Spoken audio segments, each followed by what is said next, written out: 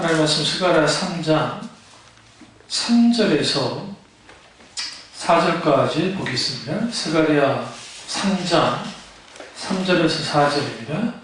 여호수아가 더러운 옷을 입고 천사 앞에 서 있는지라 여호와께서 자기 앞에 선자들에게 명령하사 그 더러운 옷을 벗기라 하시고 또 여호수아에게 이르시되 내가 내 죄악을 제거하여 버렸으니 내가 아름다운 옷을 입히리라 하시기로. 아멘.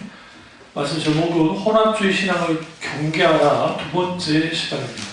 혼합주의 신앙을 경계하라 두 번째 시간입니다. 오늘날 과거도 그렇고 오늘날도 그렇고 신앙의 이원론이 문제입니다. 이원론이란 말은 무슨 말이냐면 거룩한 것과 그리고 속된 것을 구분시키는 겁니다. 그러니까 교회에서 하는 모든 활동은 거룩한 것이고 세상에서 우리가 이제 직장 생활을 하고 또 삶을 사는 것 그런 것은 속된 것이다라고 하는 그런 이원론을 갖고 있는 사람들이 있습니다. 그러나 기독신앙은 절대로 그렇지 않습니다. 왜 그러냐면 사실 하나님의 놀라운 역사들은 다 어디에서 일어났냐면 그들의 삶의 터전입니다. 그러니까 성경의 모든 스토리들을 보시면 그들의 삶의 터전 속에 하나님의 놀라운 역사하심들이 있었고 또 주님의 행하심과 또 하나님을 경험하는 일들이 있었고 그것을 통해서 그들의 삶이 하나님 중심적인 삶을 살아감을 통해서 하나님을 극명하게 드러내는 거예요. 오늘날 우리가 해야 될 일이 뭐냐면 내가 삶을 살아감으로 하나님 그분이 살아계심을 드러내는 겁니다. 그러니까 전도라는 것은 결국은 우리가 성령의 조명과 역사를 통해서 우리 입으로 혹은 말로써 선포하는 거긴 하지만 사실 그것에 대한 더 강력한 힘은 어디로부터 오냐면 우리 삶 속에서 하나님의 살아계심의 그 놀라운 역사하심이 있게 될 때에 사람들이 그걸 보고 하나님이 살아계시다라고 이제 말할 수 있는 겁니다. 그런 의미에서 요셉이라는 인물은 참 구약시대의 사람이지만 신약시대 같은 삶을 살았던 사람입니다. 왜 그러냐면 그 구약시대, 그러니까 족장시대에 이제 한 복판에 있었던, 그러니까 중심에 있었던 인물인데 그의 삶을 쭉 들여다보면 예수 그리스도께서 사셨던 삶을 많이 담습니다. 그래서 많은 학자들이 구약에서 예수 그리스도를 닮은 사람이 누군가 할 때 대부분의 많은 학자들이 요셉을 꼽습니다. 왜 그러냐면 요셉이 어쨌든 형들의 시기와 밈을 받아서 이제 팔려가고 또 그리고 심지어 보디발의 집에서 노예 생활하다가 그리고 그가 뭐합니까? 감옥까지 갇히고 감옥에 갇혔다가 다시 이제 애굽의 총리가 되어지고 애굽의 총리가 되어짐을 통해서 그의 그가 인생을 살았던 가장 큰 이유는 애굽의 총리가 되는 것은 아니고 하나님이 약속하신 아브라함과 이삭과 야곱에게 언약하셨던 일들이 실제로 이루어지도록 하는 인물이 누구냐? 요셉입니다. 그래서 요셉이 이제 아버지와 70명의 가족들을 이집트로 이제 모시고 그리고 고센 땅에서 이제 기하급수적으로 하나님의 번성의 복을 받게 됩니다. 그 번성의 복을 받게 했던 주역이 누구냐? 요셉입니다.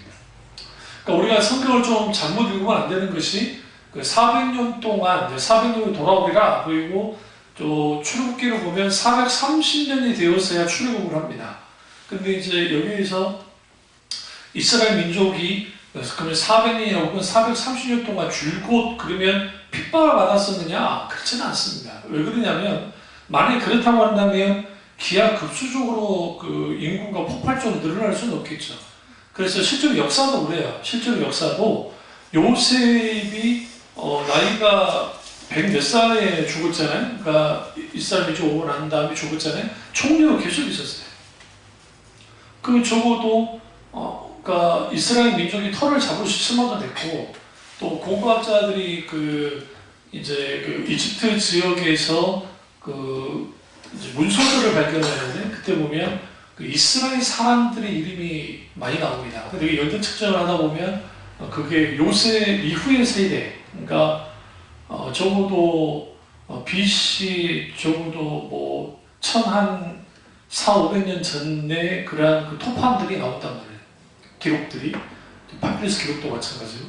네, 그렇기 때문에 그런 의미에서는 아주 광범위하게 하나님의 놀라운 복을 받아서 이제 이스라엘 사람들이, 히브리인들이 있었던 것이고, 이후에 이제 힉소스족을 이제 몰아냈던 이제 그 왕이 나오는데, 이제 그들에 의해서 원래 정통, 원래 원주민이었던 이집트인들에서 반란이 일어나서 이제 이방 민족이 된 힉소스족이 쫓겨납니다. 그리고 그 이후에 이제 계속 핍박을 받는 그러한 일들이 이제 벌어지는 거죠. 제가 무슨 말씀 드리려고 하냐면, 그럼에도 불구하고 그 요셉의 신앙만 보자고요. 이제 그 사람 구약 시대의 사람이라 생각하지 말고, 그 요셉의 신앙을 딱 보면, 요셉의 신앙은 철저하게 이제 그 언약을 따라갔습니다. 그러니까 하나님의 계약. 그러니까 아브라함과 이삭과 야곱에게 계약하셨던, 언약하셨다는 것. 그리고 그가 이제 그 총리가 되고 난 다음에 그가 딱 까달았잖아요. 하나님 믿음 보내셨다고 알았고, 하나님의 섭리 가운데 자기 민족을 구원하기 위해서, 번성하기 위해서 그가 왔던 것을 알았습니다. 많은 목사님들이 이제 그 요셉의 꿈 때문에, 그가 꿈을 꿨기 때문에 총리가 됐다는 식으로 말하는데, 실제로는 그렇지 않습니다. 왜냐하면 지난번에 말씀을 제가 찾아드리지 못했는데 한번 가보죠. 창세기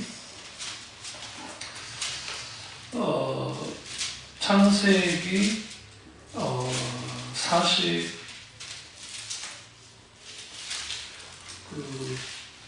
이제 요셉이 이제 총리가 되고 난 다음에 이제 게르솜을 낳습니다.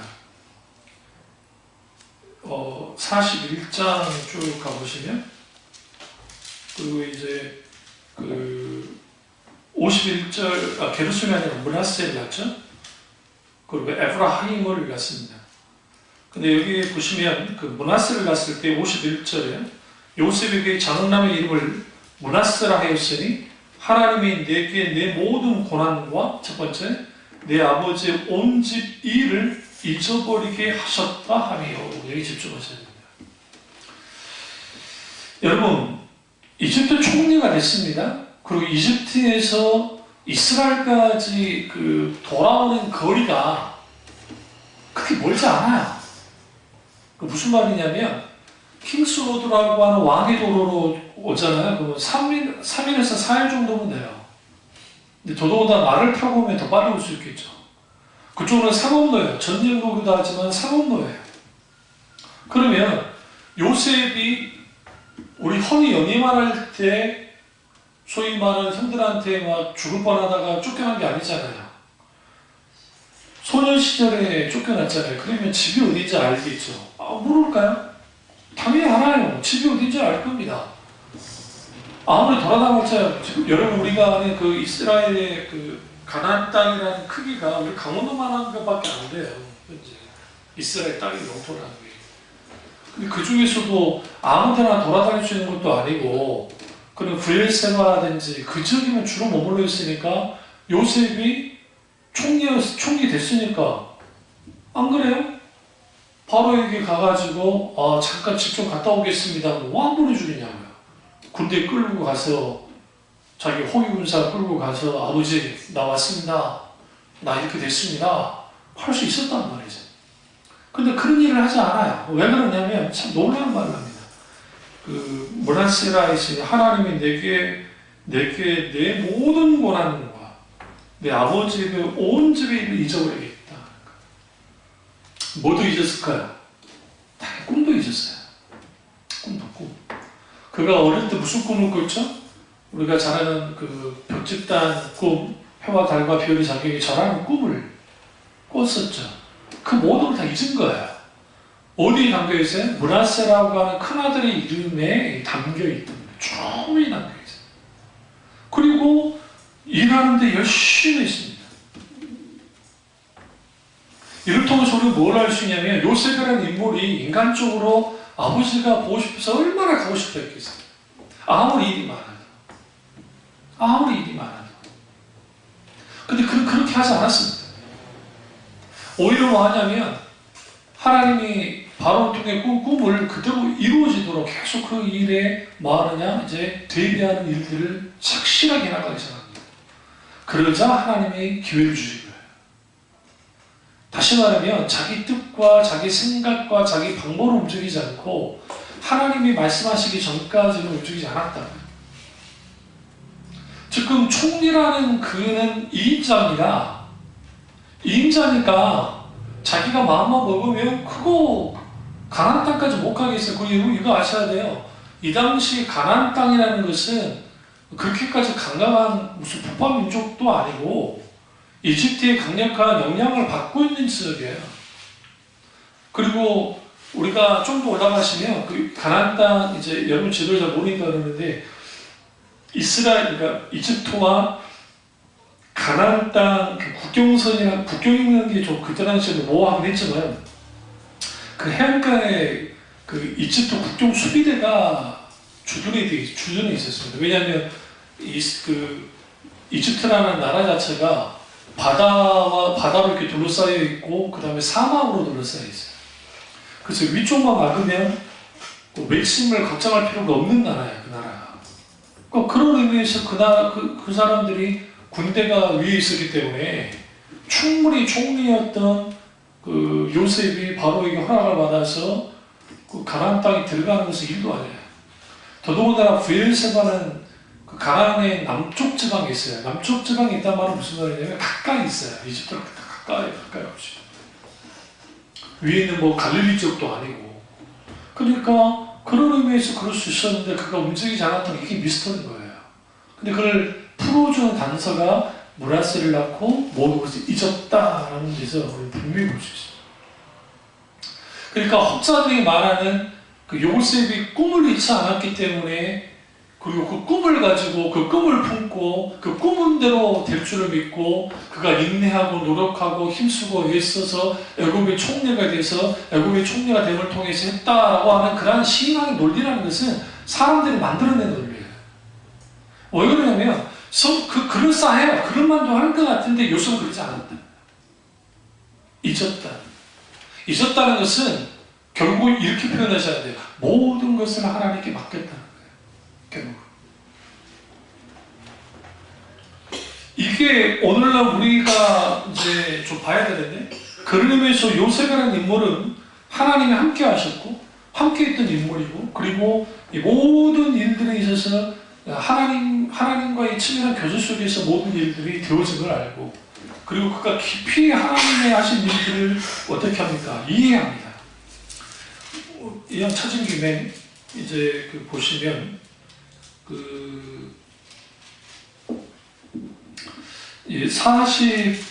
이제 4장 5장을 보시면 여기 보세요. 7절 보세요. 45장 창세기 45장 7절 하나님이 큰 구원으로 당신들의 생명을 보존하고 첫 번째 이게 굉장히 중요합니다. 두 번째 당신들의 후손을 세상에 뭐 하시려고 두시려고 세 번째 나를 당신들보다 먼저 모이나이다 보내셨나이다. 여기서 이제 우리는 뭘 할 수 있어요? 여러분 잘 보세요. 뭘 할 수 있어요? 하나님이 당신들보다 먼저 두셨다 했잖아요. 다시 말하면 하나님이 자기 가족들을 두기 전까지는 요셉이 움직이지 않았던 거예요. 우리가 만약에 그런 권력자의 자리에 있으면 저 같으면 성격이 좀 급한 사람들 같으면 어떻게 할까요? 당연히 아버지 보러 가겠죠. 안 가겠어요? 돌아가셨을지 어쩔지 모르는. 그리고 이미 이 사람은 알고 있어요. 하나님이 구원하셨다는 거. 그리고 하나님이 이제는 어떻게 할 거다? 야곱 족속을, 야곱 가문을 하나님이 뭐 하실 거다? 이제는 세상의 중심에 두고자 하는 것들 다 알았을 거예요. 알았다고요. 알면서도 움직이지 않았다는 거 대단하지 않습니까? 여기에 집중하는 분들이 별로 없어요. 왜 요셉이 움직이지 않았을까? 여기서 우리는 뭘 볼 수 있냐면 요셉의 신앙이에요. 어떻게 하느냐? 8절에 나를 이리로 보낸 이는 당신들이 아니요 하나님이시라. 하나님이시라. 하나님이 나를 바로에게 아버지로 삼으시고 그 온 집의 주로 삼으시며 애굽 온 땅의 통치자로 삼으셨나이다. 여기서 자주 재밌는 표현이 있죠. 나를 바로에게 아버지로 삼았다라는 거예요. 여기서 이 바로가 이제 파라오인데 왕인데요. 이 왕이 아마도 요셉보다 나이가 적었을까? 많았을까는 모르지만 아버지로 삼았다는, 진짜 아버지로 삼았다는 게 아니고 아버지처럼 믿고 따랐다는 거예요. 그 왕이. 그러니까 그 어마어마한 거죠. 온 집이 주로 삼았다는 거예요. 모든 것을 맡긴 거예요. 그러니까 이런 일들은 누가 하게 되냐? 하나님이 하신 겁니다. 근데 여기서 중요한 게 하나님의 큰 구원을 중심이었어요. 큰 구원의 역사. 예수님이 큰 구원을 이루셨죠. 유일한 구원, 위대한 구원, 십자가의 구원을 이루시죠. 그게 아버지의 뜻 가운데 다 되었어요. 그러니까 요셉도 아버지 뜻 가운데서 되었어요. 그러니까 그에게 소중한 것은 자기가 꿨던 꿈이 아니에요. 물론 하나님 꾸게 했지만 소중한 것은 아버지의 뜻이에요. 뜻. 하나님의 뜻이. 그러니까 하나님이 아직 그에게 움직이라고 하지 않았기 때문에 움직이지 않고 묵묵히 기다리고 있는 거예요. 그 기다림이 그의 신앙의 진수입니다. 진수. 혼합주의 신앙에 빠지면 그 소문의 형통한 자의 복이라는 책도 있고 막 그런 책들이 있는데 요셉의 꿈을 꾸고 그 꿈을 붙잡고 그 다음에 계속적으로 밀어붙이고 막 역경을 이겨내고 정말 꿈을 해석을 해서 그 꿈꾸는 자로서 실제로 살았기 때문에 그걸 통해서 하나님의 위대한 일들을 이뤘고 기적을 이뤘다라고 하는 식으로 막 설교를 해나갑니다. 근데 사실상 여러분들 여기서 중요한 게 뭐냐면 요셉의 꿈이 중요한 게 아니었어요. 사실은. 왜냐하면 그 꿈을 이루신 하나님이 중요했죠. 그러니까 요셉은 그걸 알았어요. 꿈을 꾸게 하신 하나님, 그분의 뜻이 중요하고 그래서 하나님의 큰 구원을 그가 봤어요. 그리고 여기서 중요한 게 뭐예요? 당신의 생명을 보존케 한 하나님의 큰 구원이 있음을 알았고 당신들은 후손을 세상에 두시고 여기서 세상은 우리가 성소로 구분하는 세상이 아니고 세상 중심에 두고 있다. 이 말은 무슨 말이냐? 가나안 땅은 변방에 불과해요. 그 시대에 어쨌든 이집트는 오늘날 아주 중심지역입니다. 그 중심지역에 둔 겁니다. 그리고 나를 당신들보다 먼저 보내셨습니다. 길라자기로 보냈다는 거예요.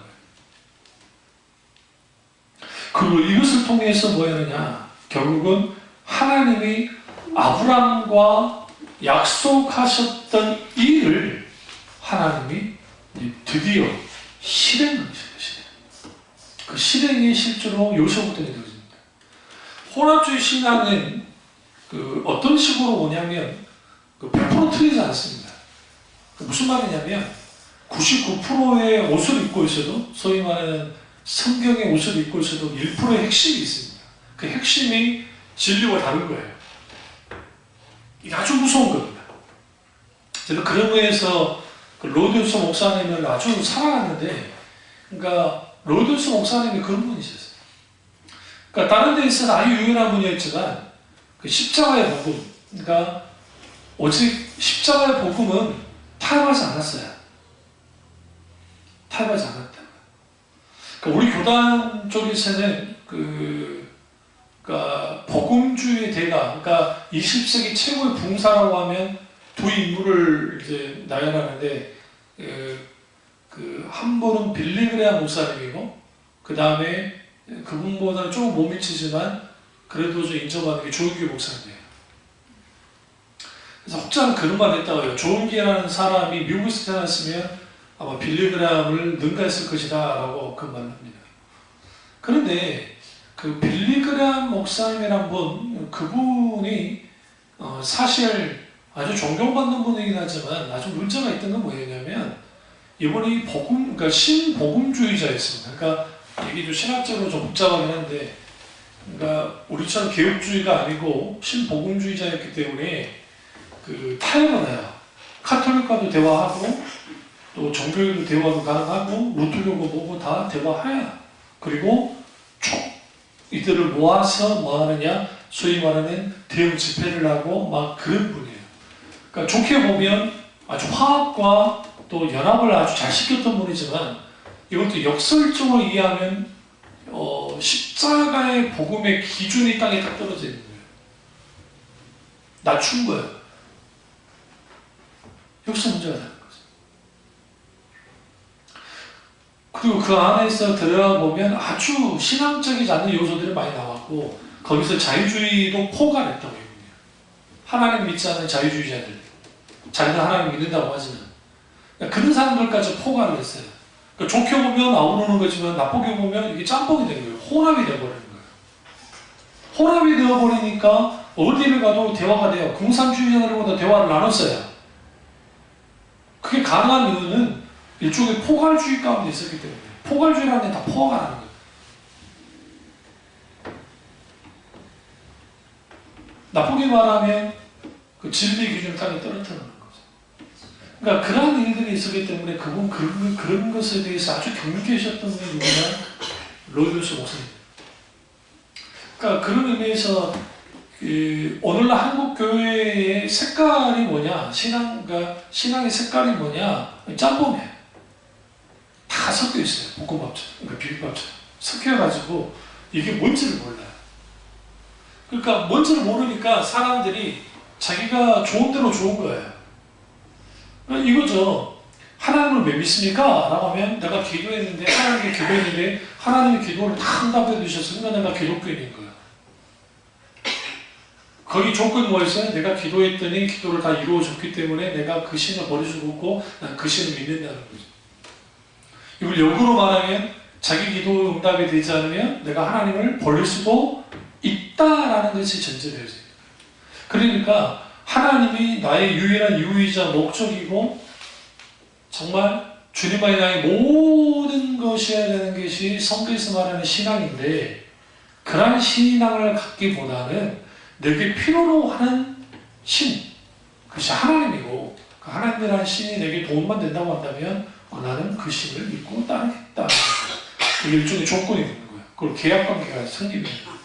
그 계약관계 속에서 내게 도움이 되고 내게 이익이 되면 믿는 것이고 내게 손해가 되고 이익이 되지 않으면 믿어볼까 말까라는 그런 애매모호한 태도를 보는 겁니다. 그렇지 않다고 하지만 거기로부터 그렇게 되는 거예요.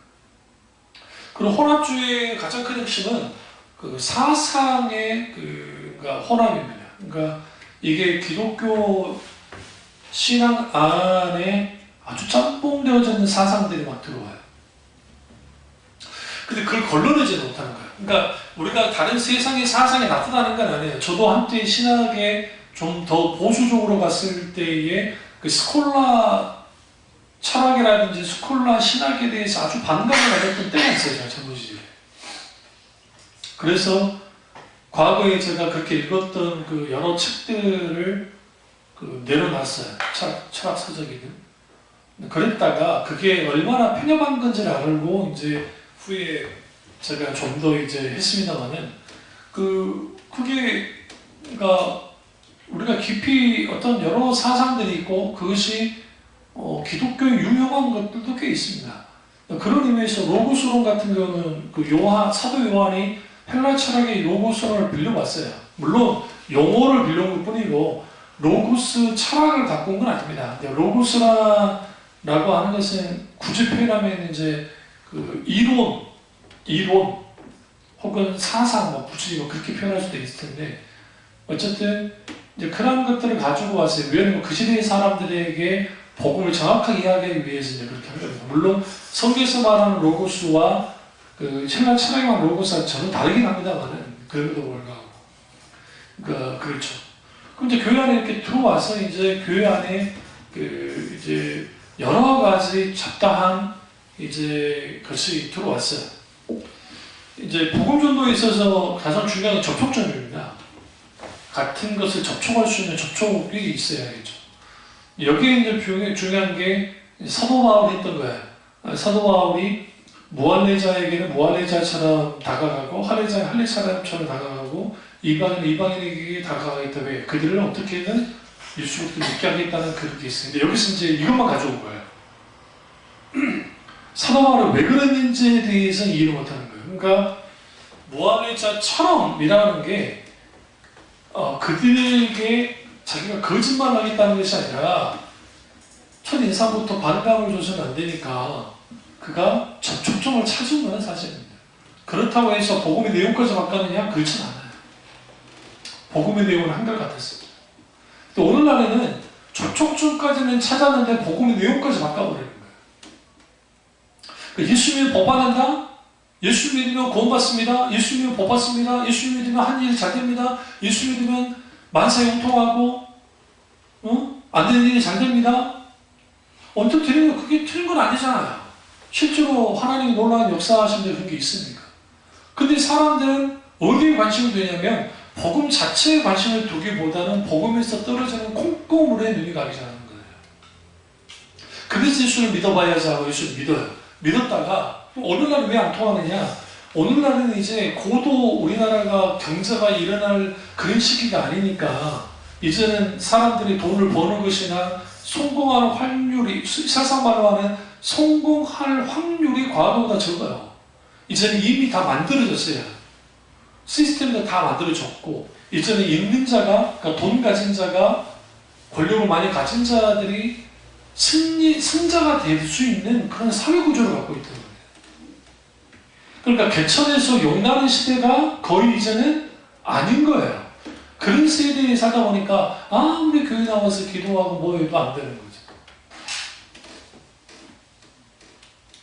그리고 그 교회 내에 있는 사람들 중에 또 이제 승자들이 많이 모이는 교회들, 막 강남에 부유한 교회들 있잖아요.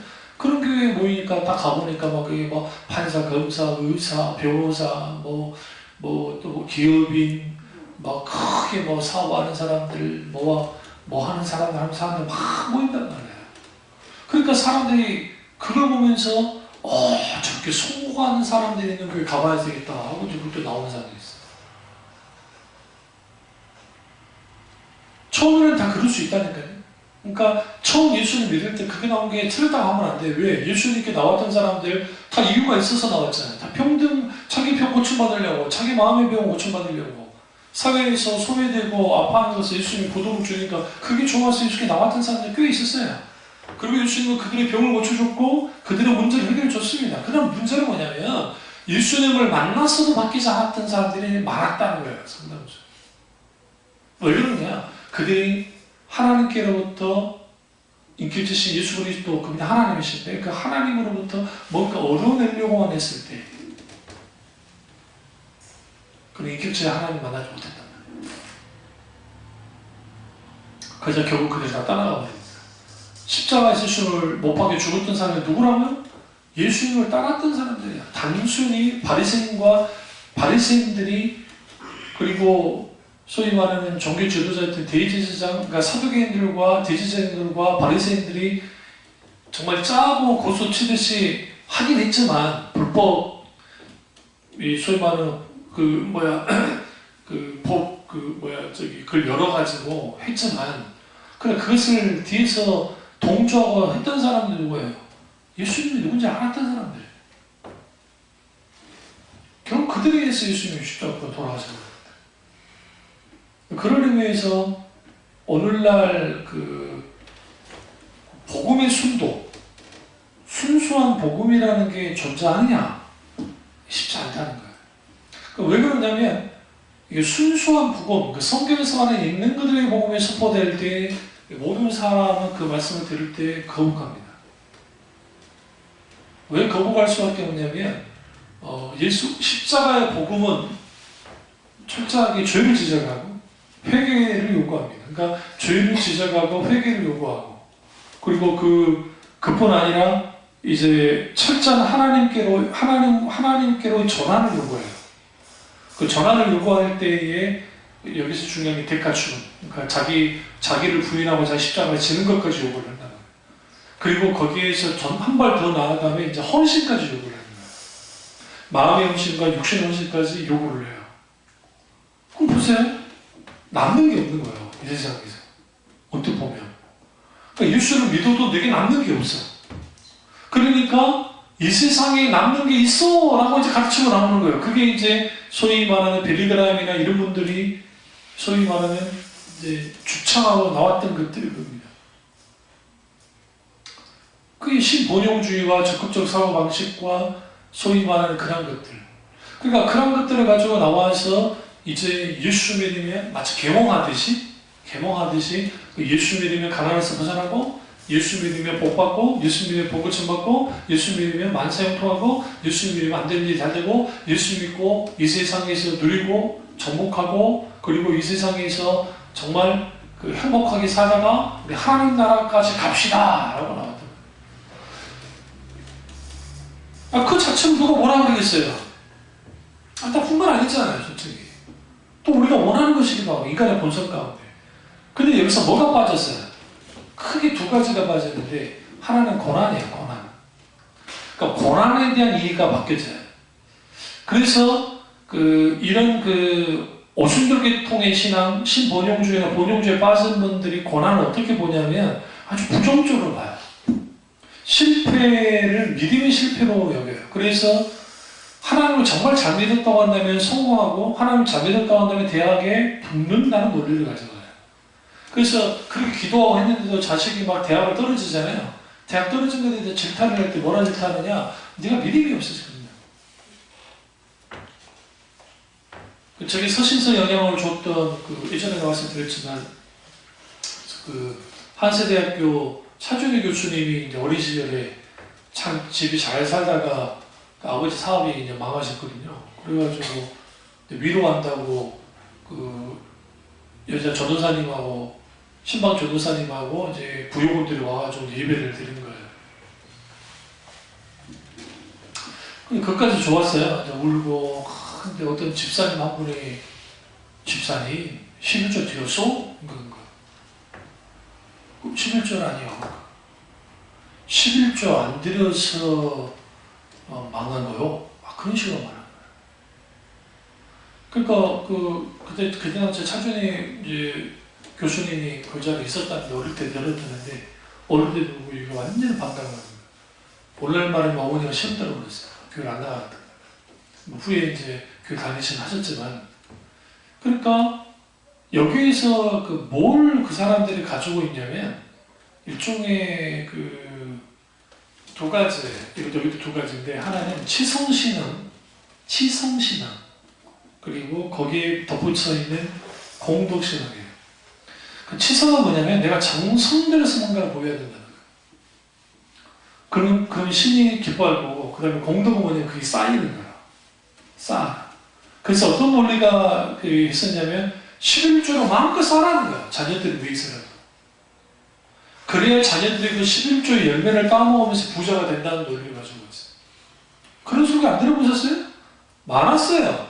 부흥감사들이 흔히 했던 게 80년도, 70년도, 80년도, 90년도 부흥감사들이 흔한 단골 메뉴 중에 하나가 그런 거였어요. 거기에다 뭘 또 하나 결합시키냐면 기도를 결합시키는 거예요.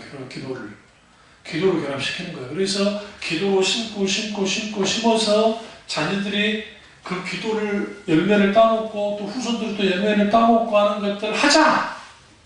그래서 우리는 기도를 열심히 한다. 그걸 위해서 하나님 앞에 막 기도하는 거예요. 이게 치성주의와 소위 말하는 공동신앙이라는 게 결합돼서 그럴듯한 기독교의 모양으로 가져가는 거예요. 이게 아주 문제인 거죠. 그러니까 고난을 빼버리니까 그 고난이 빼진 자리에 뭐가 딱 자리를 차지하겠어요? 당연히 성공 혹은 복이 차지하는 거예요. 또 하나를 이제 제거를 했는데, 그게 뭐냐면 결정적으로 십자가를 제거해버렸어요. 그러니까 십자가는 어떤 식으로 제거를 했냐면, 예수 그리스도의 십자가는 구원받을 때만 필요한 것처럼 일회용으로 만들어놨습니다. 그러니까 중세기 체험하라고 십자가에 놀라운 공로를 얻잖아요. 그 은혜를 받죠. 그러면 그때 예수 그리스도의 십자가로 내가 구원을 받아요. 십자가의 은혜로. 그리고 난 다음에 자기는 그렇게 말하지 않지만 폐기처분하는 거예요. 더 이상 예수 그리스도의 십자가가 뭐 하잖아요? 중요하지 않아요.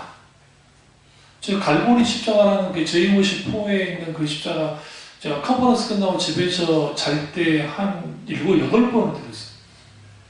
들고 또 틀고 잠자리에 못 들고 얼마나 은혜가 되는지 정말 그 눈물 흘리면서 정말 그 주님이 주신 큰 은혜가 있었어요. 깊은 은혜가 있었는데 가사 하나하나에 거기서 담겨지는 것들, 그리고 정말 표현할 수 없는 그런 십자가의 은혜가 얼마나 감격스러운지.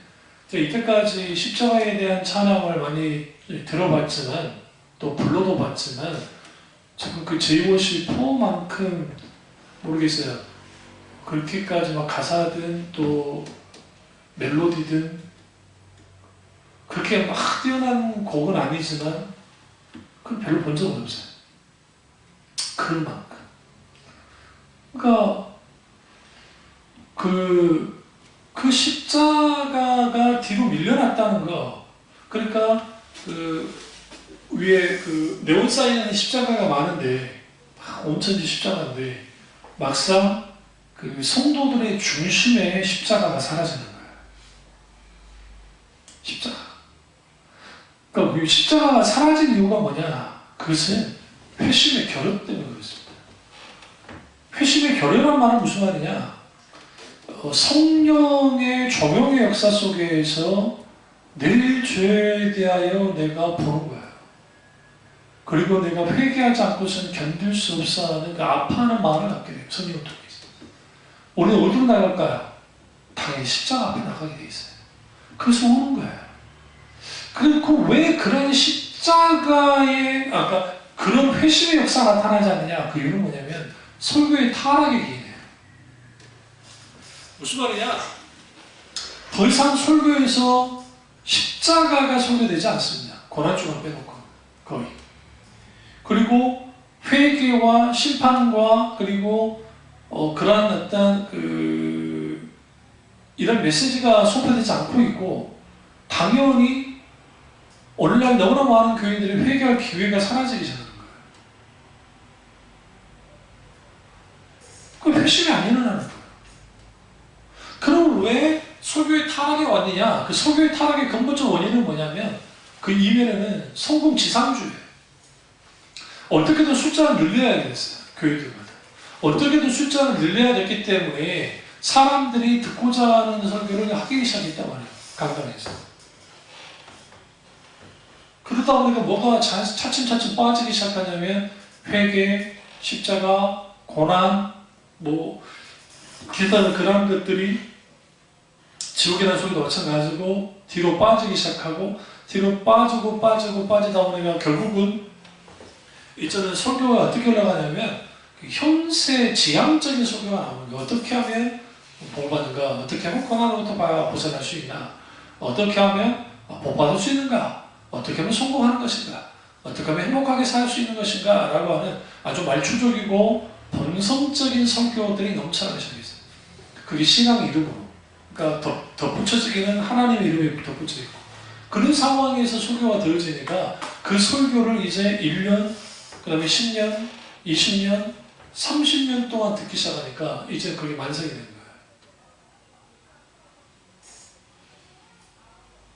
그러면 이제 신앙의 본질에 속한 설교들, 진리의 말씀에 속한 설교들이 선포될 때 그 말씀에서 강한 거부감을 받습니다. 왜요? 딱딱합니다. 씹어서 삼킬 수가 없거든요. 그러니까 뭘 원해요?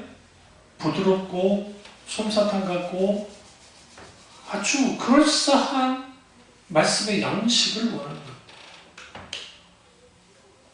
거예요. 제가 어디 연구소에서 나온 목사님들 설교를 위한 자료가 공짜로 서점에 있길래 한번 제가 이제 갖고 왔는데 그걸 한번 잠깐 목차를 한번 보고 내용을 살짝 봤어요. 보니까 거기에 이제 이름 대면 알 수 있는 목사님들의 설교 이제 글들이 올라와 있더라. 한번 쭉 살짝 봤어요. 보니까 개중에 참 귀한 분도 계시지만 아주 말도 안 되는 그럴싸한 설교 내용이 다 있는 거예요. 아주 조잡하게 짜게. 그런 것을 목사님들에게 도움을 주겠다고 내놓는 그 연구소나, 내가 어디나 말하지 않겠습니다만, 또 계속 사서 보는 분도 있을 거잖아요. 그런데 그게 한국교회의 목사님들의 영적 수준이라는 게 지적 수준도 마찬가지지만 신학적 수준도 마찬가지지만 그 수준이라는 게 얼마나 낮은 줄 알 수 있어요. 이게 불행한 거예요. 그러니까 혼합주의 신앙에 빠지면 그게 돼 있어요. 그러니까 혼합주의 신앙에 딱 빠지면 가장 소중하게 여겨야 될 것들이 여겨지지 않아요. 그리고 거기에 뭐가 쌓이냐면 계속 먼지가 쌓여요. 더 이상 안 보여요. 그리고 가짜가 진짜 가짜는 보여요. 가짜가 진짜처럼 보여요. 그러니까 그 가짜가 진짜처럼 보이니까 사람들은 거기에 환희를 하는 거죠. 그럴싸해.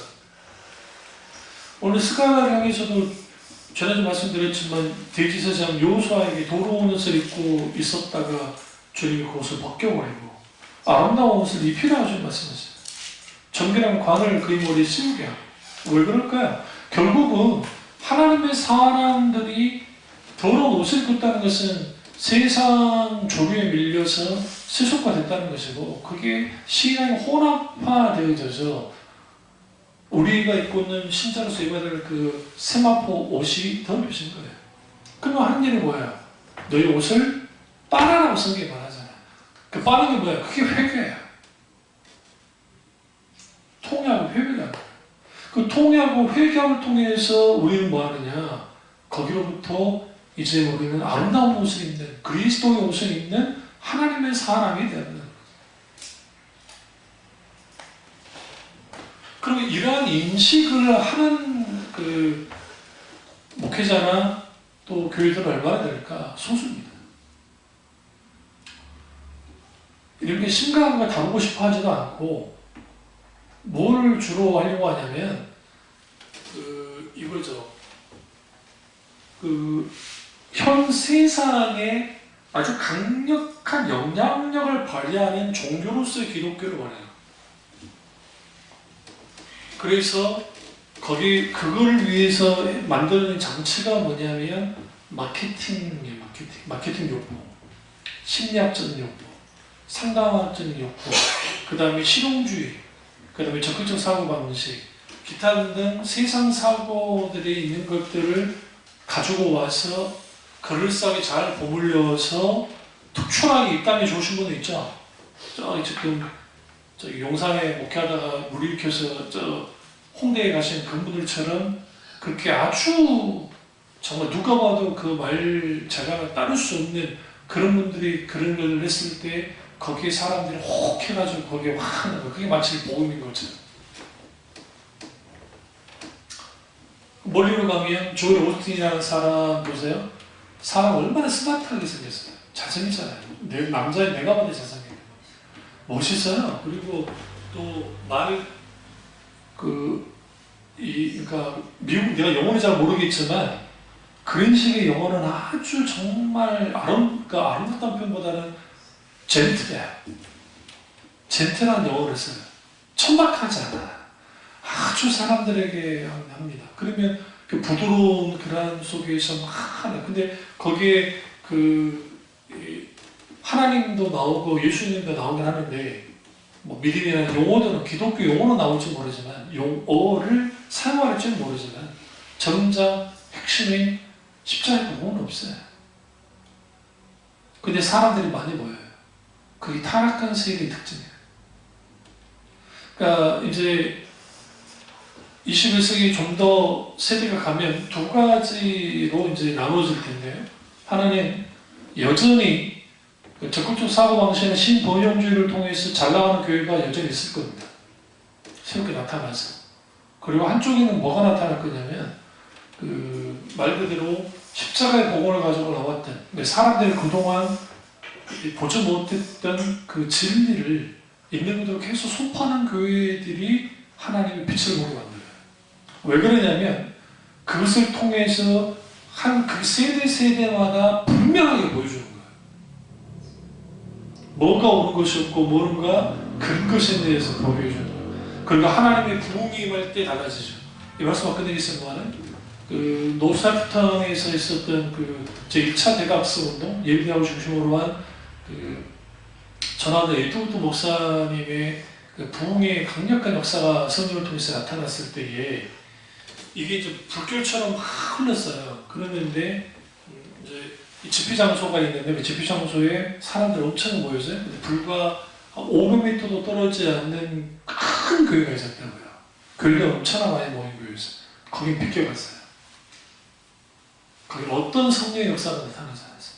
오히려 그 사람들이 그 조나단 에드워드가 이단이라고 정죄하고 그리고 그들이 공격해 들어왔단 말이에요. 그러면서 조나단 에드워드 목사님이 뭐라고 그랬어요. 그것 때문에 이제 그 반박 책도 막 쓰고 그 책이 저한테 있는데 그런 책들이 글들이 있는데요. 그러면서 하셨던 말이 뭐냐면 우리가 착각하는 게 하나님의 부흥이 있게 되어지면 사람들이 다 하나님의 부흥의 물결 속에 있을 것 같아요. 그렇지 않다는 거예요. 사실 그 교회 가까이 있을 때 그게 그 어떤 역사가 나타나냐면 그 마차 타고 그 시대에 마차 탔으니까 마차 타고 막 가다가 교회에서 집회 나오시니까 먼저 사람들이 오지 마 하자니까 이제 궁금한 거예요. 왜냐하면 이 사람 크리스찬은 아니었는데 그거 그냥 놔두고 그냥 구경하러 갔다가 그 밖에서 그러니까 문도 열고 들어가지도 않았는데 그 교회 밖에서 성령이 강하게 사라졌던 거예요. 그걸 꼬그러진 거예요. 거기서 기어서 교회 안에 들어갔어요. 제가 무슨 말씀 드리냐면 엄청난 성령의 역사가 그 현장에서 일어나고 있었어도 불과 5m도 안 되는 그 교회에서는 어떤 일도 일어나지 않았어요. 여러분 줄 아세요? 진리에서 떠나면 소위 말하는 신앙의 본질로부터 떠나면 듣는 귀가 닫혀버려요. 들어도 듣지 못하고 보아도 못하고 도무지 깨달아 알지 못해요. 그런데 이거 아셔야 돼요. 조나단 에드워드 목사님 말처럼 그런 교회도 과거에 하나님의 부흥을 경험했을 거라고. 아예 하나님의 부흥이 없던 게 아니에요. 어제 성령의 기름 부음이 있었던 교회들이에요. 그런 교회들이 진리에서 떠나고 신앙의 본질에서 떠나버리니까 여전히 세력은 갖고 있을지 모르지만 영적으로는 아주 죽어버린 사도교회처럼 혹은 라우디게아 교회처럼 그런 교회가 되버려요. 그것을 주님이 극명하게 보여주는 거예요. 하나님의 강력한 부흥이 있는 교회. 그게 단순히 숫자적인 성장만을 말하는 것이 아니라 정말 진리의 복음이 살아있는 교회. 우리가 혼합주의 신앙을 극복하지 못하면 우리는 뭐 하게 되냐면 다 죽어버려요. 근데 하나님은 그렇게 놔두지 않습니다. 그러한 시대일수록 하나님은 진리의 빛을 비추는 사람들을 찾으시고 그들이 지속적으로 주님을 찾고 인내하고 기다릴 때 하나님의 때가 되면 하나님의 부흥을 느낍니다. 그러나 놀라운 애가 저와 여러분과 우리 교회에 있게 주신 것을 축원합니다. 기도하겠습니다. 그러신